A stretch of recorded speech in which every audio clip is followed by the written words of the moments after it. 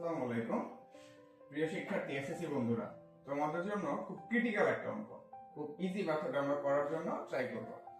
এই বছর হচ্ছে আপনারা টেস্ট পেপার ঘাটাঘাটি করে একটা জিনিস দেখছি যে একটা অঙ্ক খুব বেশি ইম্পর্টেন্ট।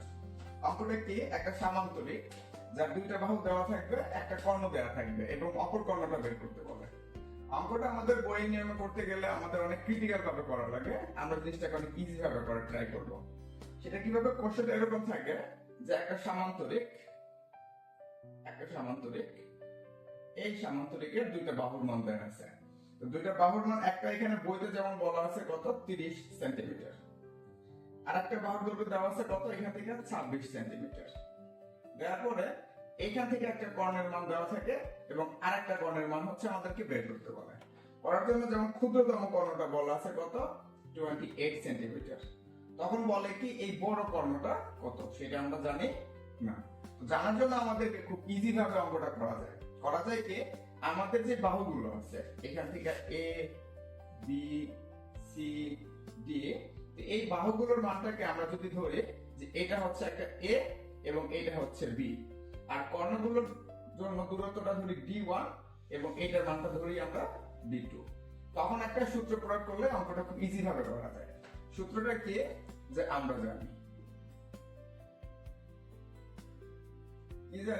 যে 2a square plus b square equals d1 square plus হচ্ছে কি d2 স্কয়ার। অর্থাৎ এখান থেকে যদি আমরা মানটা বসাই, যেমন 2 এর মানটা হচ্ছে কি এই a 30 সেন্টিমিটার, এই 30 স্কয়ার প্লাস হচ্ছে এখান থেকে b এর মান কত 26 স্কয়ার ইকুয়ালস d1 এর মান যে কোণটা দেয়া থাকবে আমরা সেই কোণটাকে এখানে বসাই দিব 28 স্কয়ার প্লাস হচ্ছে d2 স্কয়ার। এর মানটা আমরা জানি না, সেটা আমরা করব কিভাবে? এখান থেকে পুরো মানটাকে আমরা ক্যালকুলেট কত আসে 30 স্কয়ার প্লাস 26 স্কয়ার ইনটু তার সাথে 2 করলে কত আসবে 3152 ইকুয়ালস 28 স্কয়ার করলে কত আসছে 28 784 প্লাস হচ্ছে এই d2 স্কয়ার ইকুয়ালস আমরা 3152 মাইনাস হচ্ছে কত 784 ইকুয়ালস d2 স্কয়ার।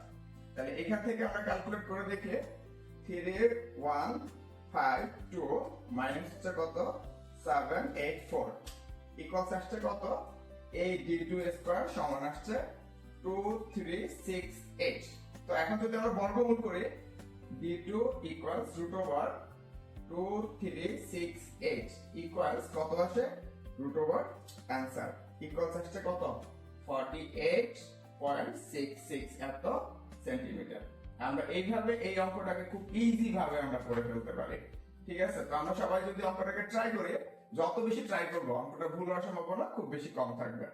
আমাদের ইচ্ছা থাকবে কি যে অঙ্কটাকে বাসায় বসে খুব বারে ট্রাই করা, তাহলে দেখা গেছে যত ক্রিটিক্যাল ভাবে অঙ্কটা আসুক না কেন আমরা এই ফর্মুলাটা ইউজ করলে খুব ইজি ভাবে এটার অ্যান্সারটা করে ফেলতে পারবো। সবাইকে ধন্যবাদ।